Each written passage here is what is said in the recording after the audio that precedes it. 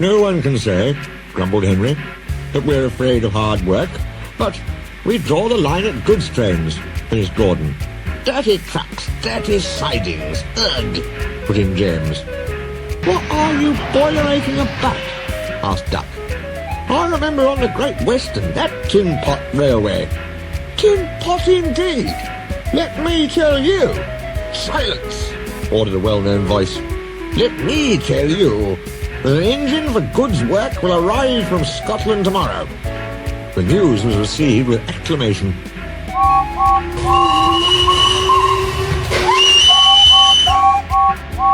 The Fat Controller stared. Did you say 2 engines, Inspector? Yes, sir. Then send the other back at once. Certainly, sir. But which? The Fat Controller stared again. Engines have numbers, Inspector, he explained patiently. We bought number 57646. Send the other one back. Quite so, sir. But there is a difficulty. What do you mean? The 2 engines are exactly alike, sir, and have no numbers.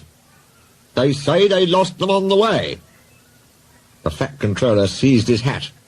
We'll soon settle that nonsense, he said grimly. The 2 engines greeted him cheerfully.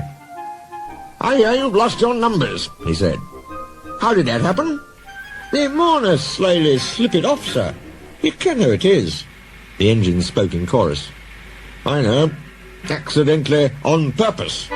The twins looked pained. Sir, you wouldn't be thinking we lost them on purpose. I'm not so sure, said the Fat Controller. Now then, which of you is 57646? Oh, that's, is just what we canna mind. The Fat Controller looked at their solemn faces. He turned away. He seemed to have difficulty with his own. He swung round again. What are your names? Donald and Dougie, sir. Good, he said. Then your controller can tell me which of you is which. Oh, he'll get no muckle help for him, sir. Why? He didn't ken our names, sir. How could he? We only given ourselves names when we lost our numbers. One of you, said the Fat Controller, is playing truant. I shall find him out and send him home. Inspector, he ordered, give these engines numbers and set them to work. He walked sternly away. Soon workmen came to give the twins their numbers. Donald was 9 and Douglas 10. When the men went away, they were left alone in the shed. You may have noticed, Dougie, that yon painters forgot something. What did they forget? They painted braw new numbers on our tenders, but they put none on us. Donald winked broadly at his twin. You mean, grinned Douglas, that we can... Just that, chuckled Donald. Who'd you wished? Here's the inspector.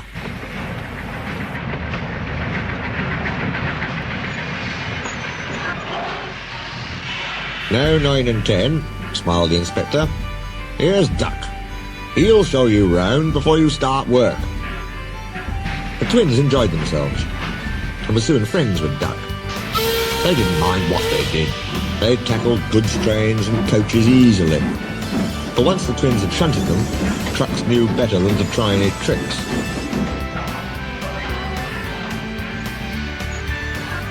You like it fine here, said Donald. That's good, smiled Duck. But take my tip.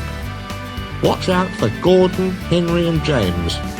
They're sure to try some nonsense. Get a fash yourself, chuckled Douglas. We'll soon settle them. Donald and Douglas had deep-toned whistles. They sound like buses, said Gordon. Or ships, sniggered Henry. Tugboat Annie, laughed Gordon. Ha, ha, ha. Donald and Douglas cruised quietly up, one on each side. You wouldn't be making fun of us, would you now? Asked Donald. Gordon and Henry jumped. They glanced nervously from side to side. No, said Gordon. No, certainly not, said Henry. That's fine, said Douglas. Now just mind the both of you, and keep it that way. That was the way Gordon and Henry kept it. Every day, punctually at 3:30, Gordon steams in with the express. It is called the Wild Nor'Wester, and is full of people from England, Wales and Scotland. There is also a special coach for passengers travelling to places on Thomas's branch line. When the other coaches are taken away empty, engines have to remember to shunt the special coach to the bay platform. It doesn't wait there long. Thomas, with Annie and Clarabelle, comes hurrying from the junction to fetch it. Thomas is very proud of his special coach. One afternoon, Douglas helped duck in the yard, while Donald waited to take a goods train to the other end of the line.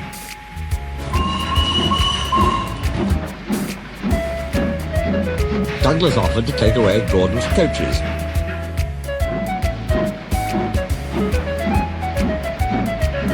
Douglas was enjoying himself when an awful thought struck him. I hope the fat controller doesn't find out I shouldn't be here.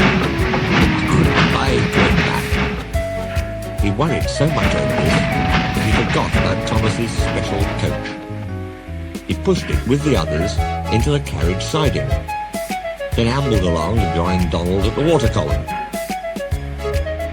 As he went, Thomas scampered by, whistling cheerfully. Soon Thomas came fussing. "Where's my coach?" "Coach?" asked Donald. "What coach?" "My special coach that Gordon brings for me. It's gone. I must find it."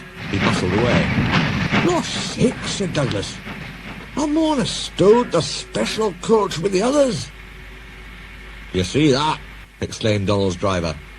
A mob of angry passengers erupted from the siding. "They're complaining to the fat controller. He'll be coming here next." "Now listen," said Douglas's driver. "We'll change tenders. Then I'll wire with ye, Donald, and take you on goods. Dinna fash about us. Quick now, do as I say." The fat controller and 3 passengers walked towards them. But Donald, with Douglas's tender, number 10, was out and away with the goods before they came near. Douglas and his driver waited with innocent expressions. "Ah," said the fat controller, "number 9. And why have you not taken the goods?" "My tender is a wire, sir." The driver showed him the tender, still uncoupled. "I see. Some defect, no doubt. Tell me, why did number 10 leave so quickly?" "Maybe, sir," put in Douglas, "he saw you coming and thought he was late." "Huh," said the fat controller. He turned to the passengers. "Here, gentlemen, are the facts. Number 10 has been shunting the yard. Your coach disappeared. We investigate. Number 10 disappears too. You can draw your conclusions. Please accept my apologies. The matter will be investigated. Good afternoon, gentlemen."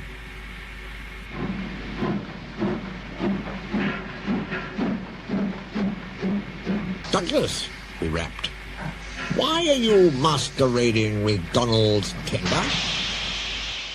The fat controller scolded both engines severely.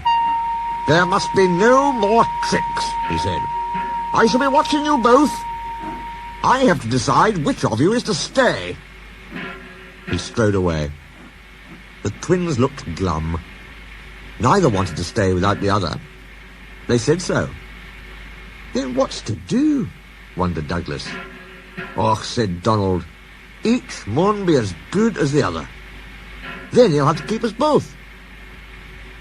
Their plan was good, but they reckoned without a spiteful brake van. The van had taken a dislike to Douglas.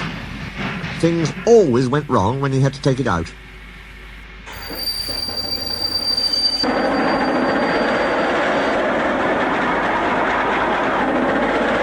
Then his trains were late, and he was blamed. "Spite Dougie, would ye? Take that! Ow, ow, ow! You're a muckle nuisance," said Donald one day. "It's to leave ye behind I'd be wanting." "You can't," said the van. "I'm essential." "Och, aye!" Donald burst out. "You're nothing but a screeching and a noise when all's said and done. There's more coming if you misbehave." Then Donald had an accident. He backed into a siding. The rails were slippery, he couldn't stop in time, and crashed through the buffers into a signal box. "You clumsy, great engine, he stormed. Now you must stay there. You've damned my points. It serves you right for spoiling my nice new signal box. The Fat Controller was cross too. I am disappointed, Donald, he said. I did not expect such clumsiness from you. I have decided to send Douglas back and keep you. I'm sorry, sir. But Donald didn't say what he was sorry for. We know, don't we? I should think so too, went on the Fat Controller indignantly. You have upset my arrangements. This is most inconvenient. Now James will have to help with the goods work, while you have your tender mended. James won't like that. The Fat Controller was right. James grumbled dreadfully. He was sulky next morning. He bumped the trucks hard. He's cross.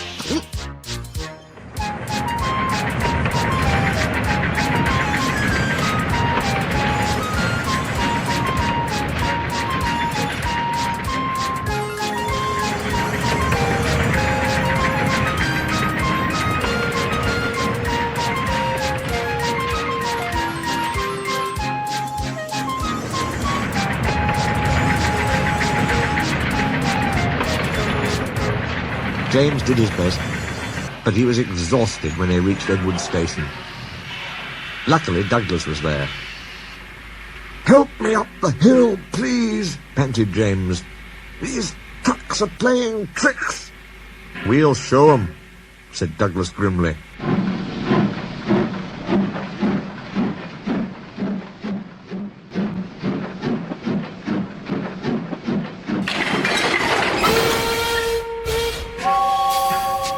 "Get moving, you!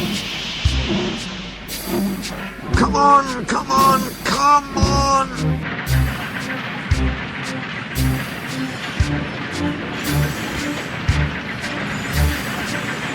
Slowly but surely, the snorting engines forced the unwilling trucks up the hill.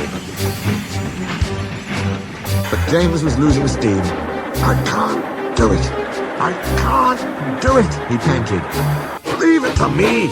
Leave it to me!" shouted Douglas. He pushed and he puffed so furiously that sparks leapt from his funnel.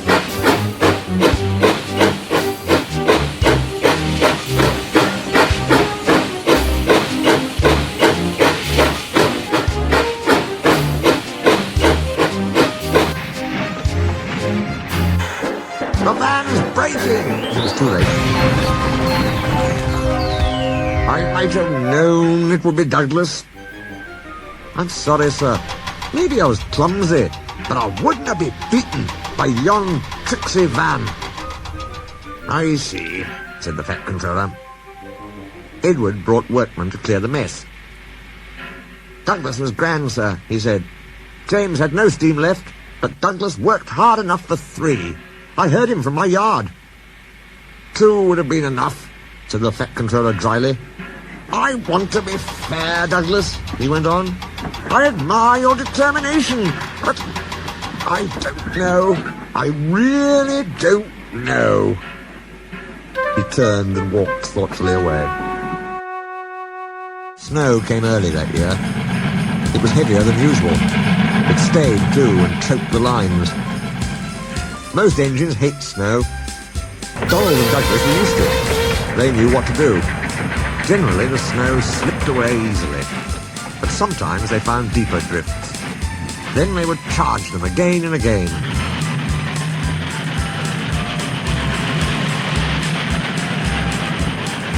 Presently, they came to a drift which was larger than most.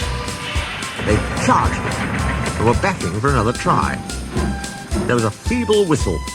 People waved and shouted. "Lord sakes, Donald! It's Henry! Dinna fash yourself, Henry! Bide a wee! We'll have you out!"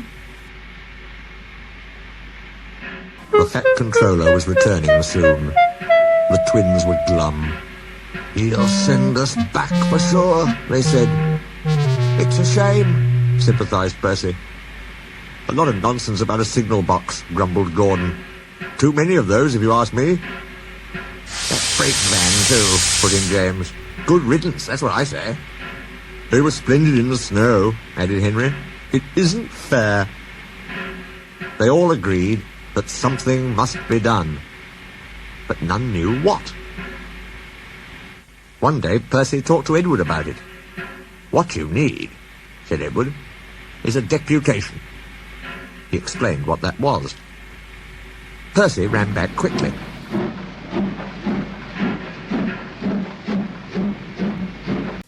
Edward says we need a depot station, he told the others. Of course, said Gordon. The question is... What is a desperation? Asked Henry. It's when engines tell the Fat Controller something's wrong and ask him to put it right. Did you say, tell the Fat Controller? Asked Duck thoughtfully. There was a long silence. I propose, said Gordon at last, that Percy be our, disputation? Can't, squeaked Percy. I can't. Rubbish, Percy, said Henry. It's easy. That's settled then, said Gordon. Poor Percy wished it wasn't.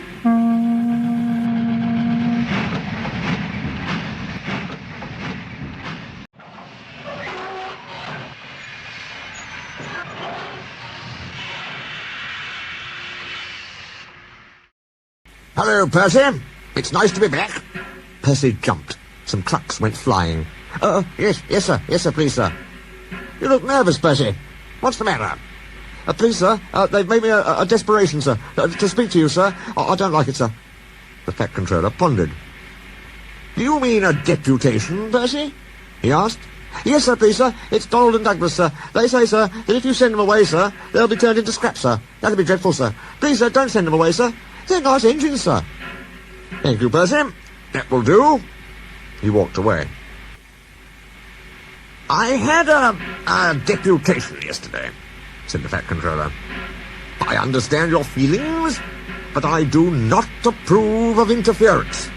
He paused impressively. Donald and Douglas, I hear that your work in the snow was good. What colour paint would you like? The twins were surprised. Oh, blue, sir, please. Very well. But your names will be painted on you. We'll have no more mistakes. Frankly, sir, does this mean that the both of us... The Fat Controller smiled. It means